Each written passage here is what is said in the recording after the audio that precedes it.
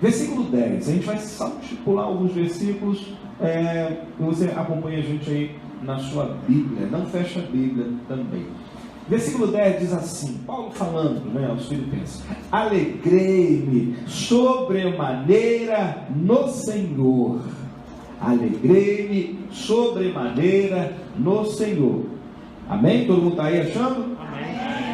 Versículo 11, digo isto não por causa da pobreza, porque aprendi a viver contente em toda e qualquer situação. Versículo 13, posso tudo naquele que me... Opa, não ouvi. Posso tudo naquele que me fortalece. Em algumas traduções, tudo posso naquele que me fortalece. Agora você vai lá para o versículo 18 e 19.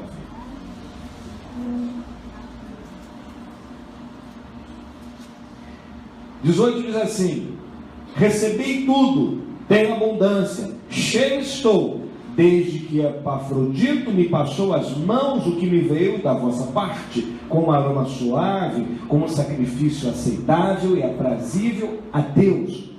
E o meu Deus, segundo a sua riqueza em glória, há de suprir em Cristo Jesus cada uma das vossas necessidades.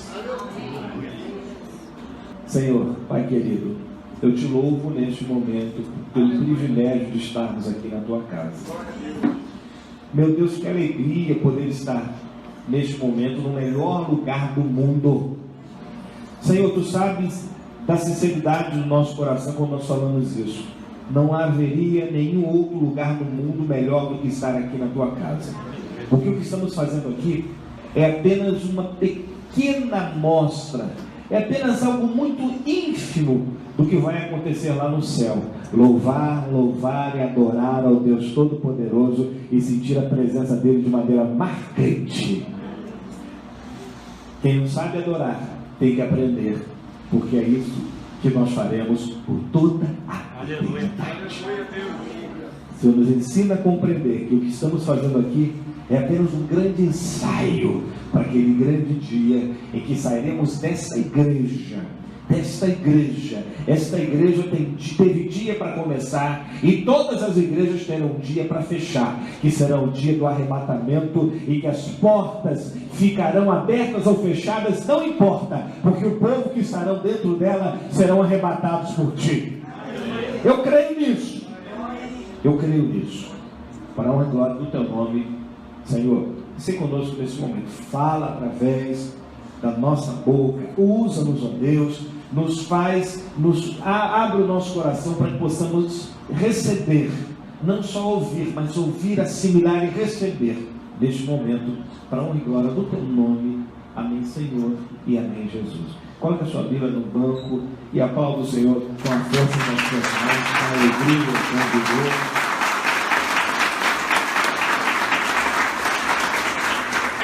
Pode se sentar. Eu quero falar apenas, o horário já foi, mas eu quero falar apenas quatro coisas, se o tempo mesmo assim nos permitir. Eu sempre gostei muito desse texto, e algumas vezes falarmos dele em palavra relacionada a dízimos e ofertas, quando falarmos de Deus suprir as nossas necessidades. E é bem verdade que Deus sempre supre a necessidade daquele que está passando por alguma situação.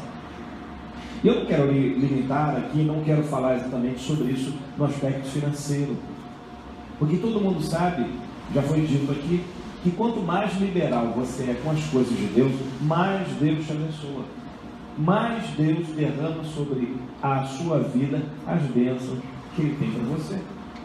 Eu sempre entendo que nós vivemos algo parecido com o processo de conquista da terra prometida. Como que funcionou? Um dia Deus chama Abraão posteriormente, e fala para ele: olha, eu tenho uma promessa, eu vou te dar uma promessa, e é isso, você vai largar a tua parentela, porque eu tenho um lugar para você. Naquele momento Deus estava dando uma promessa. O interessante é que a promessa de Deus, ela não é uma promessa vazia, como muitas vezes o homem a faz. Muitas vezes o homem fala alguma coisa, não se baseando em verdades ou coisas concretas, fala-se por falar, fala-se condicionando certas situações a outras situações que virão. Mas a Bíblia fala que todas as vezes que Deus faz uma promessa, essa promessa, ela tem uma característica especial. A promessa de Deus, ela já vem para aquele que está disponível para receber, ela já vem configurada, montada com dia e hora certa para acontecer. A promessa de Deus não é uma coisa vazia nem abstrata. Quando Deus fez a promessa da terra prometida, a terra já existia. A terra já estava pronta e preparada. Aqueles que estavam dentro daquela terra eram apenas um detalhe para aquele povo. E é isso que as pessoas não entendiam. Eu sempre lembro dos espias. A Bíblia fala que Deus manda. Moisés falou o seguinte: olha, vamos fazer uma observação na terra. Vamos observar. Vamos olhar. Manda alguns homens valentes, alguns jovens, e a Bíblia fala que foram alguns espias observar. A grande maioria colocou um monte de defeito na terra. Ela é muito sinuosa, o relevo é complexo, as coisas que lá existem são algo difícil, nós não conhecemos bem a natureza do lugar, inclusive os habitantes são pessoas muito mais altas, muito mais fortes do que a nossa nação, o nosso povo. Você sabe que o judeu tem uma estrutura mediana para baixo. Não são fortes, não são grandes por natureza. E quando eles viram aqueles povos que seriam conquistados, a primeira coisa que eles pensam: opa, peraí, Deus fez-nos uma promessa, e talvez muita gente tivesse murmurado, reclamado, isso que aconteceu na realidade. Bom, Deus fez uma promessa, mas está difícil de ela se concretizar, porque prometeu que nós iríamos conquistar uma terra, só que existe um povo muito mais numeroso que o nosso, existem pessoas muito mais fortes fisicamente falando do que o nosso povo, e a Bíblia fala que teve alguns jovens que chegaram, Caleb, Josué, e falaram: não, a terra é boa, a terra é boa, porque tudo aquilo que Deus faz é bom, tudo aquilo que Deus promete é bom, tudo aquilo que Deus diz que vai acontecer, Ele mesmo se encarrega de fazer acontecer. Digo para você, todos nós lidamos diariamente com desafios. Você pode estar falando aqui hoje uma bênção, e não sei que um ambiente delicioso. Aqui é uma bênção estar, porque aqui dentro, isso naturalmente falando, algumas pessoas que não conseguem se desligar de lá de fora. E quando isso acontece, o negócio está pior ainda do que a gente imagina, porque aqui dentro é um ambiente de adoração, que você se desliga dos problemas, e que você se desliga de situações que te deixaram triste durante a semana, na família, ou coisa parecida, e você está sentadinho aqui só adorando a Deus, só louvando, só, sabe, amém ou não? Amém? Amém? Aquela graça de Deus, aquela alegria, e talvez você comece a chorar e você fala: meu Deus, eu estou chorando porque é o Espírito Santo tocando no seu coração. É a unção de Deus tocando em você, mostrando a necessidade de uma intimidade maior com o Todo-Poderoso. E a Bíblia fala que quando aqueles jovens observaram aquilo, a grande maioria falou: ih, o negócio vai ficar difícil. E quando nós estamos dentro da igreja, muitas vezes nós agimos exatamente como aquele povo que foi lá observar e só viu o problema.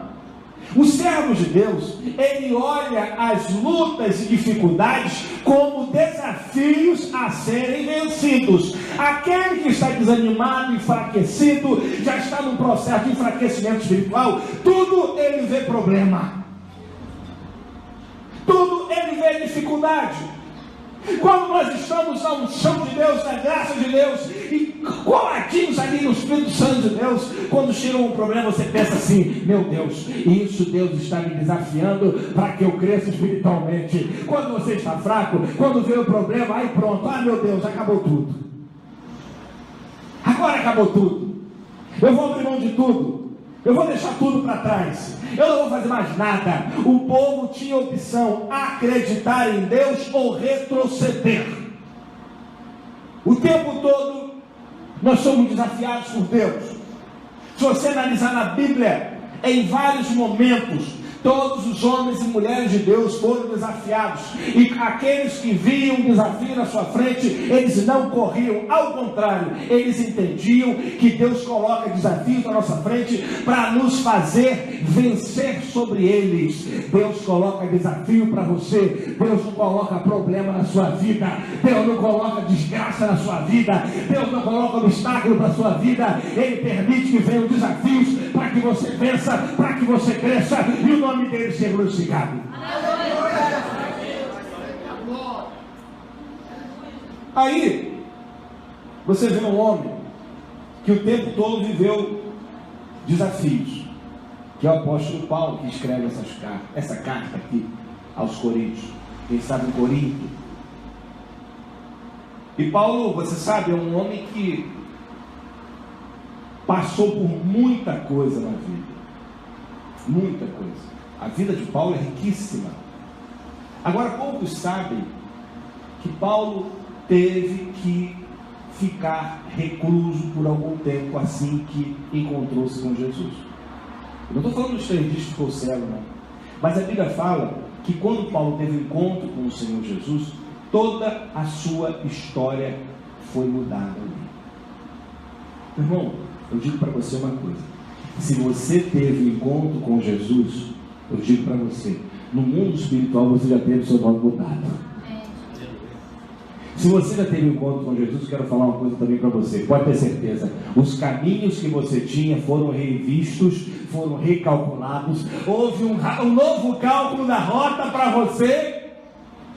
No teu GPS, recalculando a rota, novo cálculo da rota. Eu tenho certeza, meu irmão, todos nós aqui um dia estamos indo para uma rota, para um caminho que iria nos levar para a destruição, para a tristeza, para a vergonha eterna. E um dia Jesus nos encontra, troca as nossas vestes sujas, muda o nosso nome e nos faz entrar no rumo que vai nos levar à bênção e à vida eterna. E Paulo, que teve a vida mudada, teve a história mudada, teve o nome mudado, ele descreve alguns momentos da sua vida que não são fáceis de serem descritos. Alguém aqui não precisa levantar a mão, que olha, com certeza, só se for uma criancinha de 12 anos para baixo que não vai levantar a mãozinha. Porque se eu perguntar para você, alguém aqui já foi abandonado? Não precisa nem, todo mundo vai levantar a mão.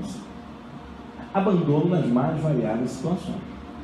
Você pode ter sido abandonado por uma pessoa que você amava muito no aspecto emocional, sentimental. Você pode ter sido abandonado por aquele amigo de todas as horas, aquele parceirão, como se diz aí. E na hora que você mais precisava dele, ele dava um tapinho no seu ombro e falava assim: olha, agora é contigo, eu não posso te ajudar mais. Quando você mais esperava daquela pessoa que te fez juras de fidelidade eterna, ela foi embora e te abandonou. Se eu perguntar aqui, todo mundo vai levantar a mão. E não uma só na vida, não. Uma vez só, não. Várias vezes, certamente deve ter acontecido. Pessoas que você imaginava que jamais te abandonariam, esqueceram de você. A Bíblia fala que Paulo ele passou por um processo em que as pessoas que ele confiava, a igreja que ele confiava, falharam com ele. As pessoas falharam com Paulo. Paulo, ele era um construtor de tendas, e era o equivalente talvez a um arquiteto ou a um designer de interiores, alguma coisa parecida, um desenhista industrial ou semelhante com o que é hoje. Era uma profissão importante naquela época, tá? Até porque Paulo vinha de uma formação muito ampla, muito forte. E Paulo ele tinha suas próprias formas de conseguir recursos. Mas chega um momento que Paulo se lança completamente na obra de Deus. E a igreja promete, as pessoas prometem, e ele se vê na condição de ser abandonado pelas pessoas. Sabe, irmãos? Nós vemos relatos de pessoas que já passaram por situações muito semelhantes. Gente que contava com outras pessoas, na hora, no finalzinho, olha, eu não vou poder te ajudar, acabou. Agora, Paulo começa falando no versículo 10, eu queria que você olhasse aqui para mim comigo, a primeira parte, o primeiro tópico que eu quero falar. Primeiro, haja o que houver, aconteça o que acontecer, você pode estar passando a situação mais complicada que seja, não importa, eu quero dizer para você no versículo 10, é a chave para Deus te abençoar. Paulo está passando por uma situação muito complicada, e o que ele fala no versículo 10? Alegrei-me sobremaneira no Senhor.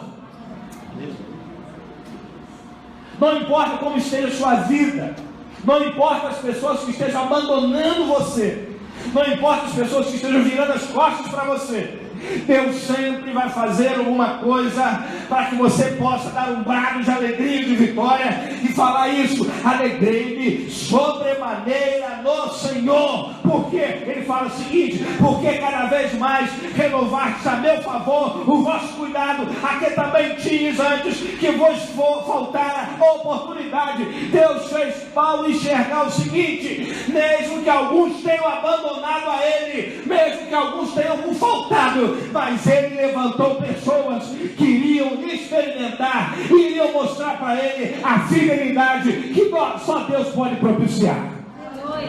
Eu quero dizer para você: alegre-se sobremaneira no Senhor, porque Deus vai levantar pessoas para abençoar a sua vida. Não se sinta abandonado, não se sinta largado, porque Deus vai levantar pessoas, Deus vai fazer situações que você vai se sentir cuidado por Deus.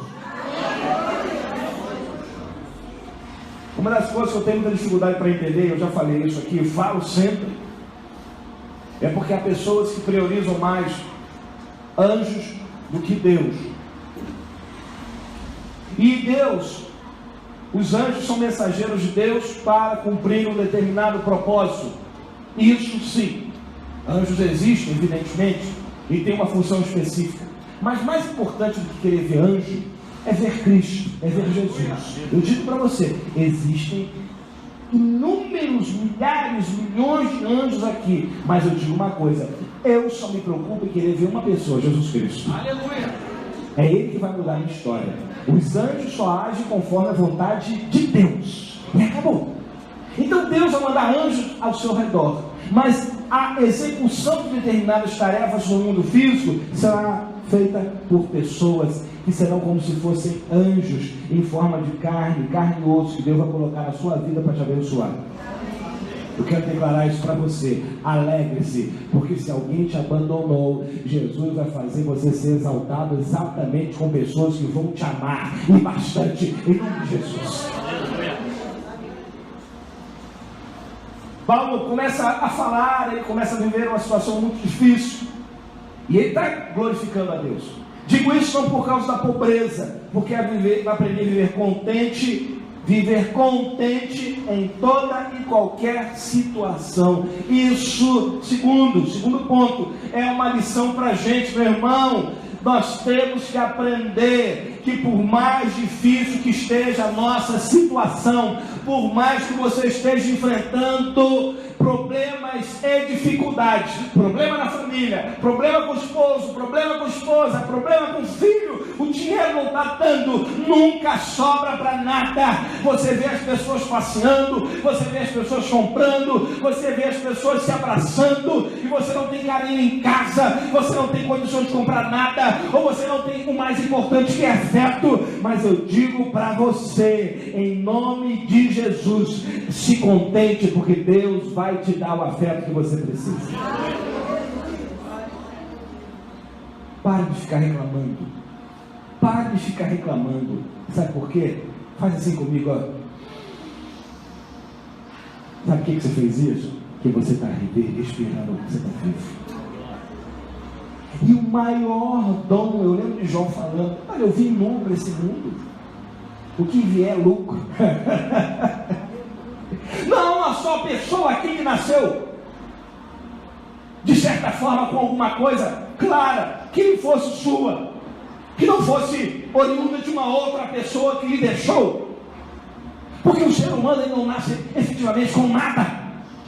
Ah, pastor, mas eu nasci com algumas posses, com alguns terrenos, algumas propriedades. Essas coisas não eram suas, foram entregues ou deixadas por alguém. Não foi você que construiu. O que quer dizer isso? Eu lembro sempre de Jó, quando ele fala: eu vim sem nada neste mundo, e sem nada eu também irei ter. Isso tudo é passageiro, é efêmero. O que você tem hoje, amanhã você pode não ter. Mas a Bíblia fala, Paulo diz o seguinte: aprendi a contentar-me com o que tenho. Aprenda-se a contentar com a situação que você está vivendo. Não se conformar no sentido de que está ruim, não é isso. Mas entenda o seguinte: o que você tem hoje pode ser alguma coisa que Deus está gerando para você, para ter experiência. Então, em vez de ficar reclamando, murmurando, veja de outro ângulo, veja por outro ângulo. Fala o seguinte: eu estou passando por isso, mas Deus está me ensinando alguma coisa. Agora eu não sei o que é, hoje eu não estou entendendo, mas eu creio que lá na frente, quando eu conquistar a promessa, eu vou entender por que eu passei isso. Aprendi a contentar-me com o que tenho. Isso aqui a gente podia puxar pelo lado financeiro, que a gente não vai por esse lado, porque não é essa a ideia, o tempo também não nos permite.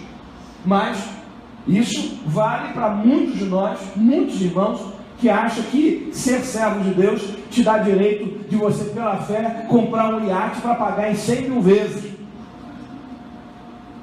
É gente que ganha 100 e quer gastar 1000. É gente que ganha X e quer gastar Y. Meu irmão, Paulo entendia que ele estava vivendo uma limitação. E digo para você uma coisa: para de achar que o que você está vivendo é o diabo que está propiciando, controlando. A Bíblia fala que nada acontece na vida do justo sem que Deus permita. Pare de dar ibope para o capeta. Pare de dar atribuições a coisas que ele não tem poder sobre a sua vida. Eu e mais ninguém sou responsável por tudo aquilo que acontece na minha vida, no meu lar, na minha família. Por quê? Porque as escolhas não são Satanás que faz. Não é Satanás que faz as escolhas, sou eu que faço. Então vamos parar de atribuir, vamos nos contentar com aquilo que Deus nos permitiu ter. Versículo 13, aí é o ponto. Tudo posso naquele que me fortalece. Aí esse versículo é aquele versículo que a gente fala: não, meu irmão, tudo posso, tudo posso, tudo posso, tudo posso, tudo posso. Você realmente tudo pode. Eu também tudo posso. Eu posso tudo. Eu posso passar por dificuldade naquele que me fortalece. Eu posso passar por dificuldades, por aflições naquele que me fortalece. Eu posso passar por desemprego naquele que me fortalece. Eu posso passar por situações em que eu olho e falo: meu Deus, eu nunca imaginei passar por isso, naquele que me fortalece. Isso tudo posso significa, não é poder de fazer qualquer coisa que dá na nossa cabecinha. Esse tudo posso significa: eu posso enfrentar qualquer coisa, tanto para o bem quanto para o mal, porque quem me fortalece vai me dar condições de vencer qualquer situação. Tudo posso naquele que me fortalece. Tudo posso naquele que me fortalece. Tudo posso naquele que me fortalece. Nós estamos na guerra para enfrentar o inimigo. Você está numa guerra, irmão.